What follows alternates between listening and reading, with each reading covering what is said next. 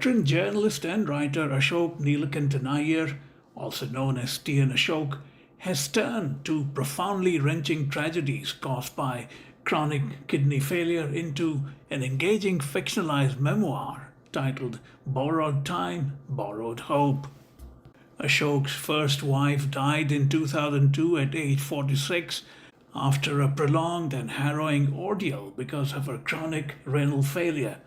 Some years later, Ashok remarried, but by a cruel quirk of fate, even his second wife, Samantha, developed a kidney disease and passed away at age 59 in 2025. The aftermath of his first wife's chronic renal problems was deeply traumatic since it seriously disrupted his career as a journalist as well as caused enormous financial challenges.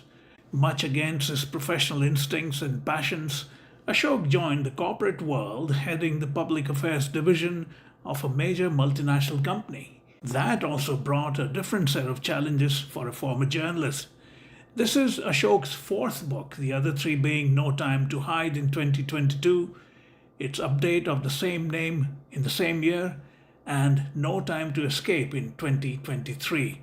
Ashok spoke to MCR from New Delhi. Welcome to Mayank Reports, Ashok. It's a great pleasure to have you. Thank you so much, sir. And many congratulations on your book, Borrowed Time, Borrowed Hope. I'm delighted. Your novels, it's sort of a fictionalized version of your life. Yeah. It's about it fictionalizes your life along with your late wife Usha's real life together in a rather compelling narrative. I read quite a bit of it, and I think it is very engaging to. Thank you so much. Since fiction offers creative freedom that honest biographies don't, how did you resist the challenge of not going overboard in terms of your narrating your life story via this fictionalized version? No, I fictionalized the version for two reasons. One was because it was narrating one half of the book in my life in the corporate sector, and I had a NDA with the corporate company. It was a $23 billion French company. So I didn't want them to get upset. So it took me about 23 years to publish the book because I left that company in 2008. And I wrote the book only in 2025. I wrote the book. So that makes it about nearly 17 years after which I have written the book. So the reason is I didn't want too much of my personal life out in public. So I fictionalized the book and narrated the real life incidents and made it a little more dramatic to resonate with the people so that they understand the situation one goes through in such critical times, Yeah. At one level, the book is about Usha or her fictional avatar, Arushi's life upended by chronic renal failure and your tenacious battle against it. How was it reliving it on the pages of the book? I didn't get you. How was reliving the whole experience again via this book? Yeah, it wasn't emotionally not very tiring or exhausting because the actual incidents happened between 1998 to 2002. And I was writing the book 22 years later, and I got married a second time. And I lost my second wife also to the same disease. So the death of my second wife was haunting me more than the death of my first wife. I don't know if people like me to say that or not, but that's the fact. That's the hard facts. So the sadness had receded into the background, and I had found a new partner in my life. My son had got married. So it sort of receded into the background. So it wasn't very difficult to write the book. But after I wrote the book and I started reading it, I was in tears. I see. Since you mentioned your second wife, I was going to come to that a bit later, but I might as well now. It is quite striking that even your second wife fell victim to the same renal failure problems. I personally don't know of any case where something like that can happen. It must have been absolutely devastating. Yeah, I remember. I when I met one of my, I know him from childhood. He's a well-known film director in India. His name is Rajiv Menon. Mhm. So I was just dropped into his studio and I was talking to him. He said, "Ashok, I know him from his childhood." So he was saying, "Ashok, in our Malayalam myth, we have a saying that when a person is struck with the same tragedy twice, there is something wrong in his karma. I think there is something wrong in your karma in your previous janma, if you want to believe what I say." So, in my state of mind, I was inclined to believe what he said. But that's not a very. I know it's your It's not friend and he was rational or being candid, scientific, but but that's not a very nice thing to say. yeah, Are you still friends with him? yeah, we are very good friends. I'm just kidding. Yeah.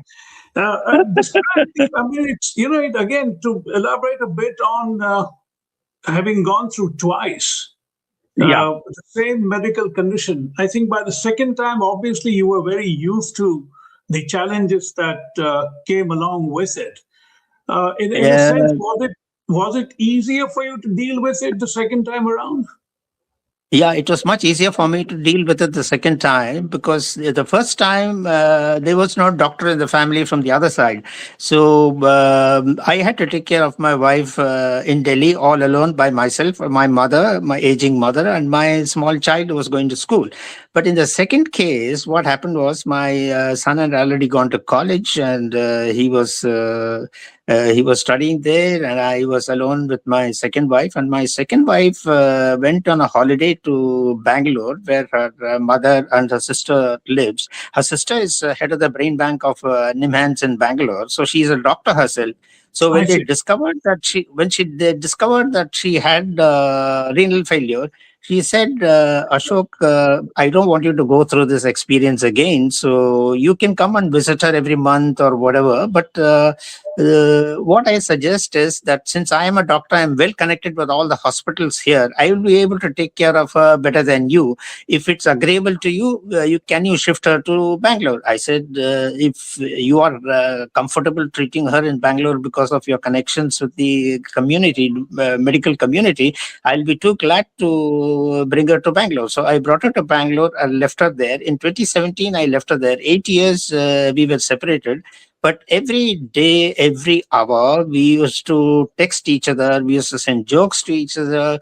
And then we were, for 8 years, believe it or not, almost every day or every other day, we used to be on phone talking to each other. So I did not miss her so much. I see. I want you to take me back to the sort of the inception of this memoir, fictionalized memoir. What triggered it? I mean, it's been in the making for quite some time. So tell me a bit about that. You want me to talk about actually what happened to her or what made me write the book? I'm trying to get you at the inception of the book. At what point you thought you should convert that into sort of a life story, somewhat fictionalized? It was a sudden decision after I went to the US to stay with my son in Manhattan, New York, that I found that I was not having much to do. And then till he put me on Substack and so I started writing on Substack, I had nothing much to do. Then I reflected. I had already written three well-researched books on COVID-19, which was inspired by the death of two of my very close friends within 24 hours of each other. One is that Shillong Times special correspondent, Mr. Barua, and his wife, Meenakshi Barua, who used to work in Times of India.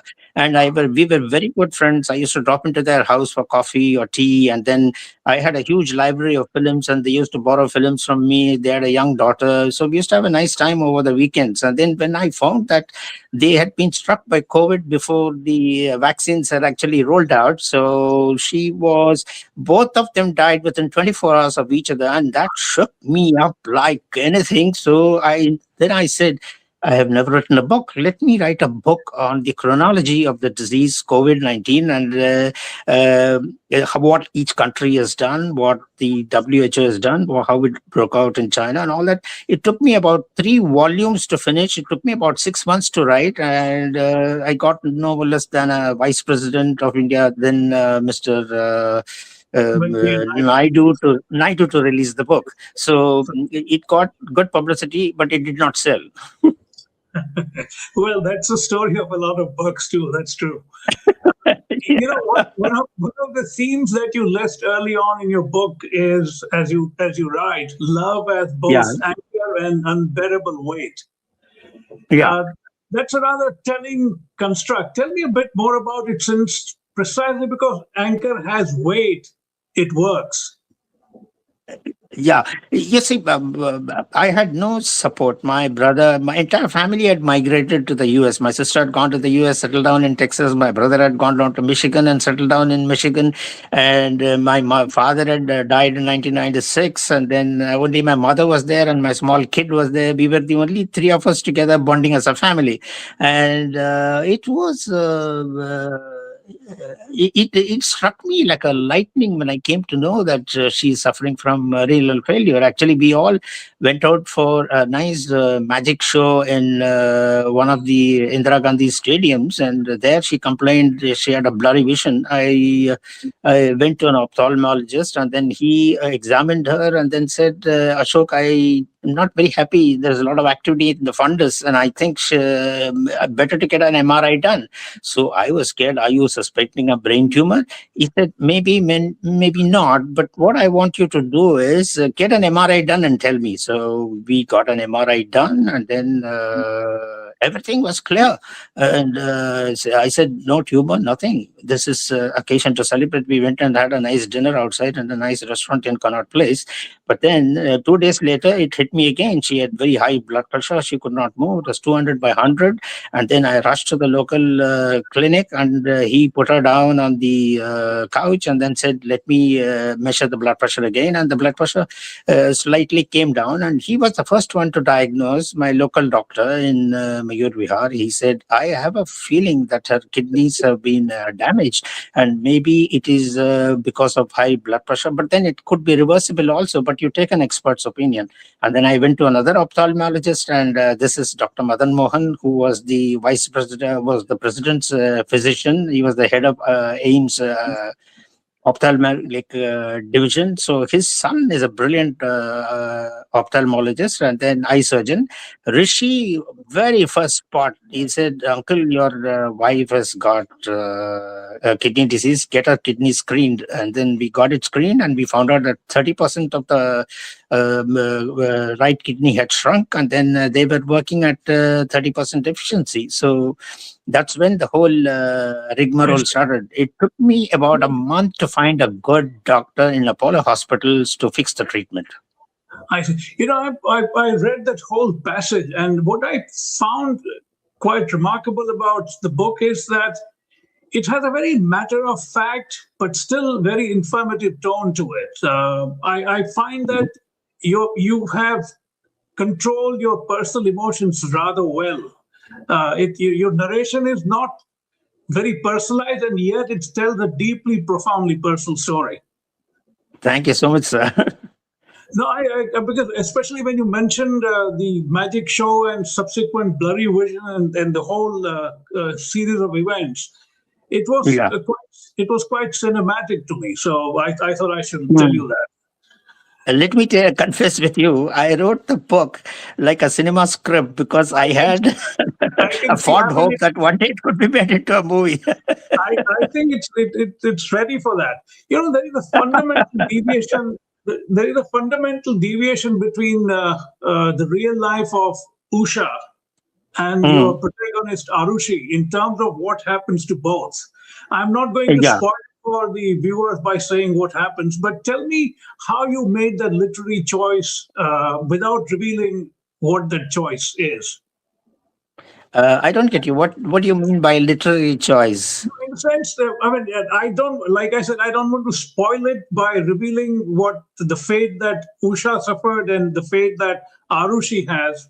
because I want the readers to get into it themselves.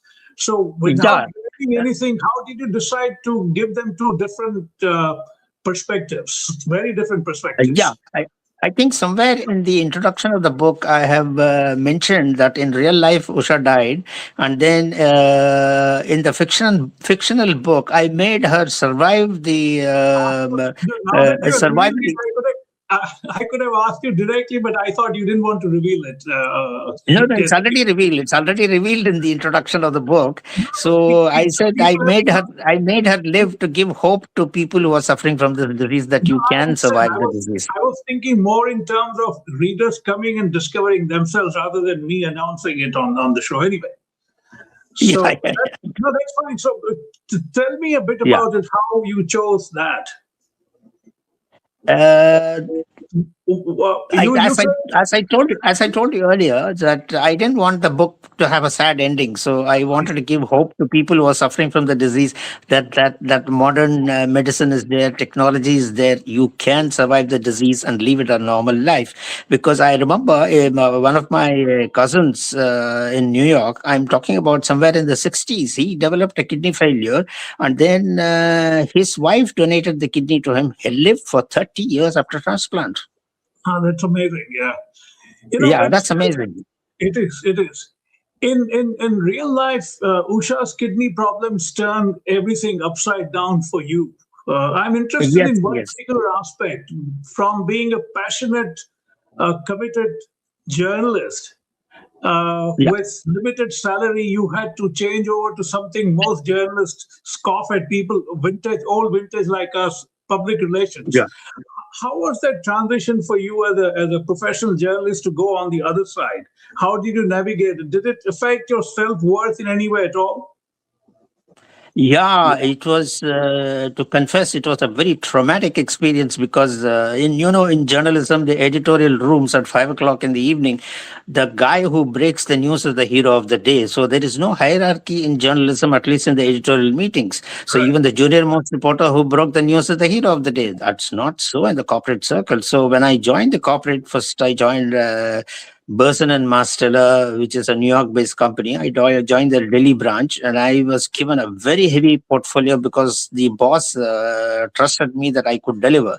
So Tata Motors were fighting a battle against the environmentalists, and I had to tell people that diesel is not bad for you.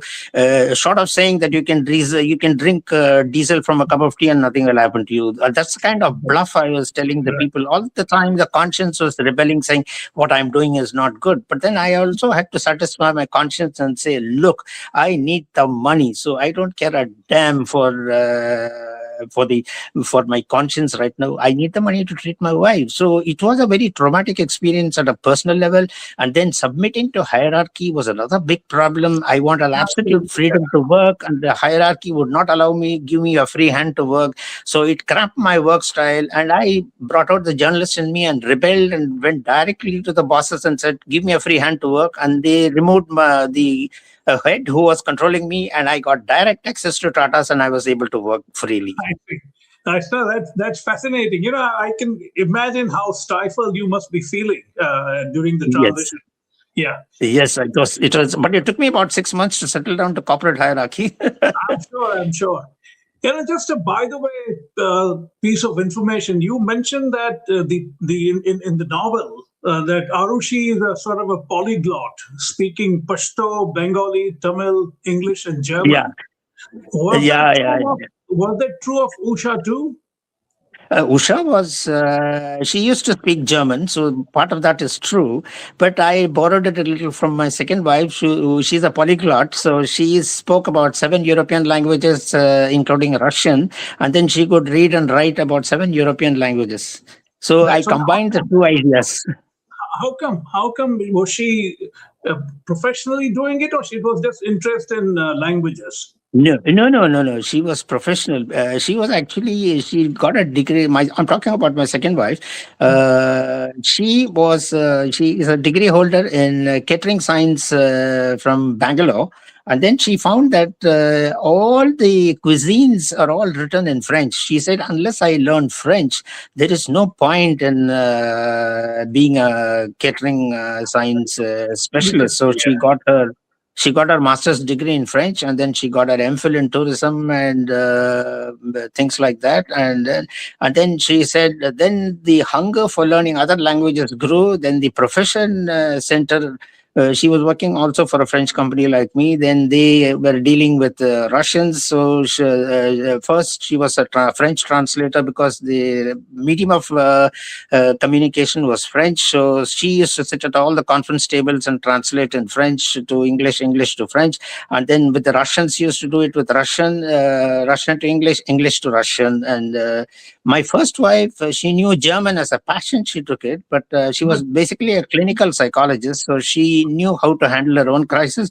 She knew how to handle my mother. She knew how to handle me. And then she gave me full freedom. She gave me instructions on how to handle my mother and how to handle my child, which was very, very useful to me. Indeed, indeed. I noticed that you've kept a lot of your chapters are rather short, which is good.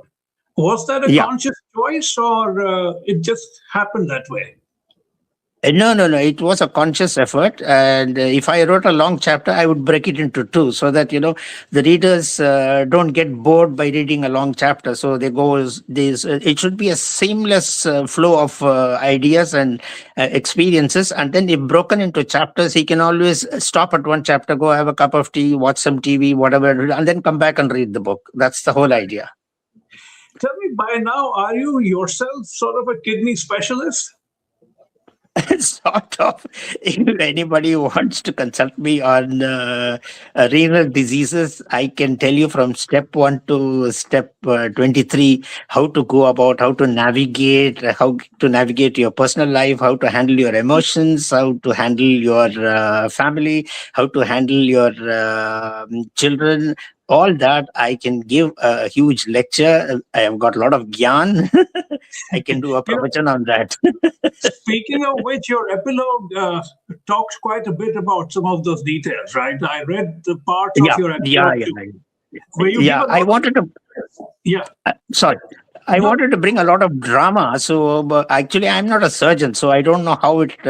Now, this is where I found AI technology so useful that I would feed all the inputs I wanted to dramatize and tell AI, reconstruct a complete operation theater scenario, reconstructed completely an ICU melodrama.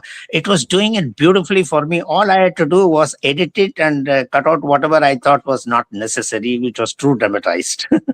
Right. In chapter 12, there is a rather interesting passage which brings alive your protagonist, or rather your personality type, quite well. And I'm going to read that little passage. It Okay. says, I held the empty box in my hands, marveling at the chain of human ingenuity that had led to this moment. The research, the manufacturing, the cold chain logistics that had brought these precious vials across continents and oceans to save my wife, unquote. Now, for a character in the midst of such a life threatening crisis, to think of this is quite revelatory to me. Is it you, or is it your character, or is it a combination of the two? I think it's a combination of the two. And then sometimes, when you're depressed, a lot of ideas come out. And sometimes when I get up in the morning and have my cup of tea, so many ideas bristle in my mind for writing an article on that day. I should do this, I should do that. People have never written about this. So I would get down to it. And then when I was writing the book, all these ideas came to me seamlessly saying, let's put this idea into the book. Let's put this chapter. Let's put this text into the book to make it more interesting. Right. How long did you actually take to write from start to finish? I'm not talking about the what preceded your struggles. I'm talking about the actual process of physical writing. How long did you take?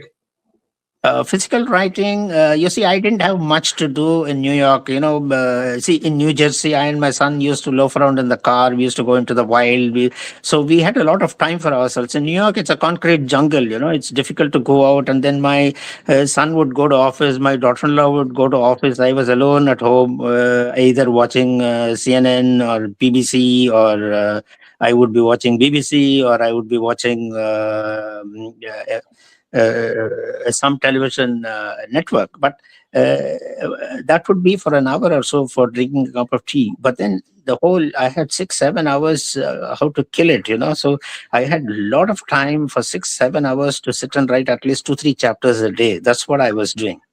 No, that's remarkable, because 2 3 chapters a day is excellent speed. I mean, I do that too, but I'm very glad to know that you've done that too. It's this is the training of a journalist.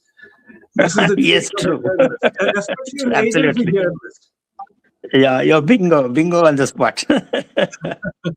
How is the book doing generally? Have you had any response yet? Have you heard from any readers so far? No, look, I have a lot of I have a lot of people who have purchased the book in the US. Very surprisingly, my Corona book sold more in the US than in India. Same way, I find this book has sold. I have sold about 100 books so far, which is I think a big achievement for me as a debut fictional writer. But then Right. I want to reach at least 10,000 books before the year end, and I'm doing. It's we are all journalists. We are not a corporate guy to hire No. a PR company to promote our book. We have to promote it ourselves. So I'm doing my best to promote it across various channels, and Right. I was very successful in getting the book listed on Barnes and Noble, which I think is a big achievement for me. But then, how many people will actually go through the list and buy it is a $1 million question. Indeed.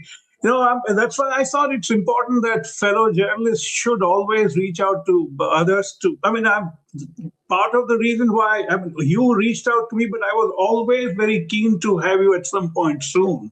And I'm glad Hmm.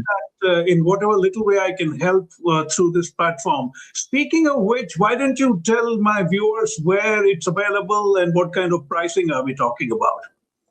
Oh, the book is listed on Barnes and Noble in the US, and then it is not a physical display of the book. So in Barnes and Noble, a lot of people want to know what are the upcoming books up for sale. So they go to the librarian or the bookstore manager and ask him what are the future books that are coming up. So there, I was surprised to find my book, Borrowed Time, Borrowed Hope by Mr. Ashok Neelakantan, on top of the upcoming Easter sale. So that would maybe out of 10 people who see it, at least 2 will buy it.